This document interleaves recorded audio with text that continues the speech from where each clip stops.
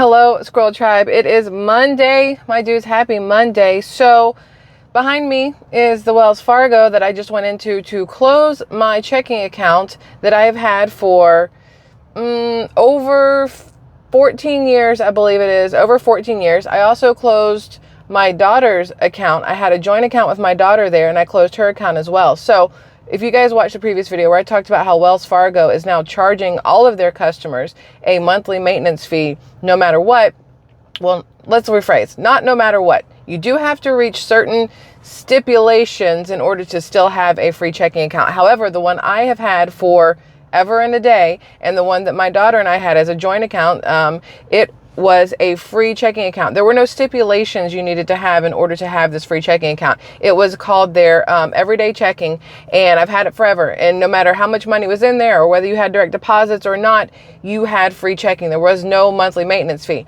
until I got a letter from Wells Fargo just a couple weeks ago stating that they were doing away with the free checking, and now everything would be a monthly fee checking account unless you met all their stipulations. And the newest stipulation is either you have to have direct deposit or you have to hold, I think it was $1,500 in your account monthly in order for you not to have to pay this new $12 monthly maintenance fee.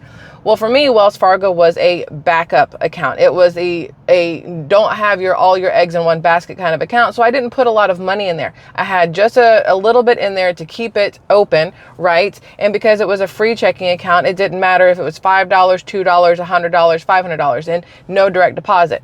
As a self-employed person, I don't have direct deposit from a W-2 employer, so direct deposit was out for me on that one.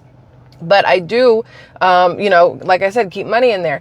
But the fact that they want to charge a monthly fee now with if you don't meet those stipulations, to me it wasn't worth it anymore to hold on to this account that I just had as a backup just in case. Now, I normally say don't put all your eggs in one basket, obviously, which is why I have both Bank of America and Wells Fargo, and I have different accounts in both just to have that diversity in case for some reason my Bank of America got hacked. I would have a backup account I could use, put money over there and use it, vice versa. If Wells Fargo got hacked, whatever else.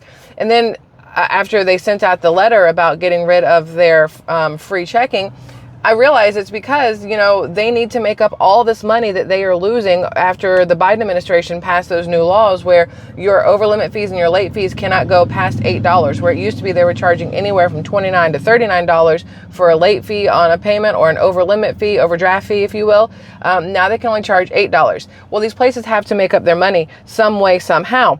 What I found very interesting, I was looking yesterday before, I decided to come close my account here at Wells Fargo. I was like, maybe I'll find a way to keep that $1,500 in there, although I don't want that much in their bank. I don't truly 100% trust Wells Fargo, given all of the things they have done over the years, the iffiness of their practices and the people that work there. And so yesterday I was looking at stuff and I was like, okay, what's Wells Fargo at? Like, does it look like they're on the brink of a collapse? Does it look like they're about to be bought out by somebody else? Because PNC Bank has been going and buying up everything, right? They've bought up all these bunch of little banks throughout all these different towns across the country. They're trying to be one of the biggest, largest banks out there so they can compete with, Jamie Dimon and JP Morgan Chase. So I'm looking up all this stuff on Wells Fargo, just again, trying to see, and I came across this thing that Wells Fargo net interest income drops more than expected. So Wells Fargo, not only did they not make as much money as they expected to last year and in the fourth quarter, they are now, because of that, implementing these new fees for customers that have had their free checking accounts forever. They're implementing these new fees. The problem is the reason these banks are down, and Wells Fargo is not the only one. You also have to look at Citibank and there's another one. I don't remember which other one I've got here, but there's other banks that are down in their revenues because numerous reasons, but one, people aren't being approved for loans like they used to be. So there's less people paying interest on these loans. These banks are making less interest money, right? There's less people who are depositing into banks because people are so skeptical of banks now, especially when we had all that talk about how, the dollar's going away and everything's going to be, CBDC, central bank digital currency. They're worried about what banks to be with. Everybody was moving over to Bitcoin. You had people who were just worried in general about their money in the bank. So a lot of people were pulling money out over the last year, especially after those bank collapses that we saw in California. What was it? Silicon Valley Bank, SVB. That was the one that collapsed, and the the FDIC basically bailed them out. You have a lot of issues with people trusting banks lately. So when I found this thing on Barron's about Wells Fargo and how they are down almost like from 12, they expected to be 12.37 billion in interest income. Do you understand that? Just in interest income alone, they expected to earn $12.37 billion. That's a lot, right? But instead they only earned 12.23 billion, which doesn't sound like a lot, but when you're talking about billions, that 0.37 down to 0.23 is a huge deal, especially when last year, $13.34 billion is what they made in profit off the interest that you and I are being charged for anything we have going through there, whether it is your mortgage, whether it is an auto loan, whether it is a personal loan, whether it is the fees that you're paying on your accounts. All these things are pocketing or fluffing their pockets, however you want to phrase that.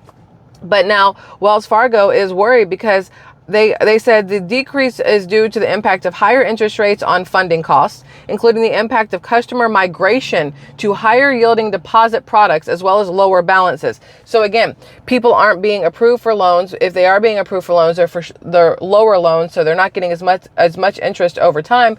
So Wells Fargo is kind of hurting right now. Then, out of nowhere, I come across the fact that Wells Fargo had a data breach. And I was like, excuse me. Now, when AT&T had a data breach, it affected 73 million plus users, right? We know about that. We talked about that.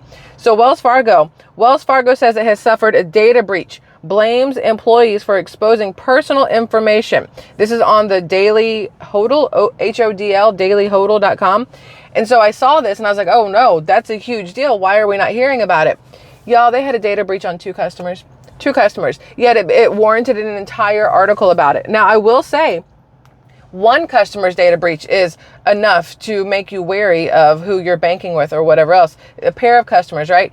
So this employee basically gave out personal information, loan information to somebody. They didn't specify who. The employee was immediately fired for giving out personal information of these two customers. But you have to sit there and think about it. People who work at banks, in any place that has your personal information, your social security number, your address, your phone number, your date of birth, all these different things that can be used to then hack into other things, you want to be wary of how much personal information you are giving to people. That is the downside, in my opinion, to having to go through people in order to get loans and everything else, because people can then turn around and talk about you outside of where they work and mention your income and mention all these other things, or use that information to rob you blind because they know what you have and what you don't have. So when they said there was a data breach, at first I was very worried for all of Wells Fargo customers.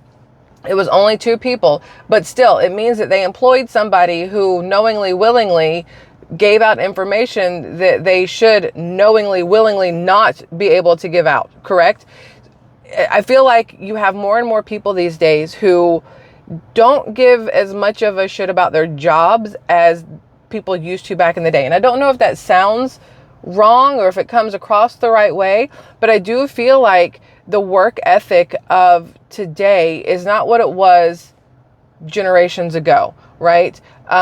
And it's not, there's going to be people out there in their 20s or 30s watching this video going, no, I have great work ethic. And I believe you do. I'm not saying everybody. Obviously, you can't put everybody into the same category. But I do feel like, just based off of when I myself or my family have gone out to places, it feels like the customer service and the work ethic in a lot of these places has faltered significantly. When you can have a data breach just because somebody decides to talk about things they should know they shouldn't talk about, that's a big deal. Same thing as if it had been in a hospital. You've got somebody, breaking HIPAA laws and talking about your information with other people, like a side chat over whatever, and anybody can hear it. Those are issues. When you have, when you go to restaurants and they're not cleaning things correctly, or you go to, let's say a car dealership and nobody wants to come out to help you with a car because they're not getting commissions the same. When you want to go buy a house, but now your realtor, your real estate agent's kind of like, I don't really give a shit because their commissions have been slashed,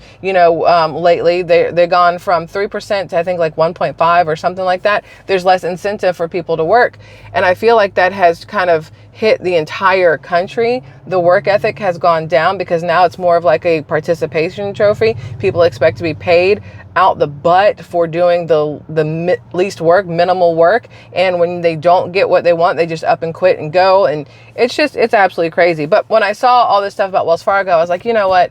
It really is time for me to close it. Like I said, I've had it forever. I don't want to have all my eggs in one basket, but I do have a credit union I'm a part of as well. So most of my eggs, if you will, are in the credit union basket. Some of them are Bank of America. I don't need Wells Fargo anymore. There's just been too many issues with them over the past couple of years. And then this last month with the changing of their fees, and then, you know, a data breach. Like again, it's only 2 people, but it still puts me on edge and makes me wary. So closed down my account this morning. So that is that. I just wanted to let people be aware that Wells Fargo has lost a lot of money, or not made as much money as they hope to. And that is going to transfer over to how they decide to charge people for their accounts. Because here's the thing, you have to have a bank account. I don't care what anybody says when they say, I don't use banks. You have to at some point. Not everybody takes cash. You have to be able to, if you have checks, it's because you have a bank account. If you are using, money orders, it's because you've gone into a bank and used a bank. Like, you have to have a bank. So many places expect you now to pay online or through their apps or, you know, whatever else. And they want your routing number and your account number. They won't take credit cards. So banks are imperative.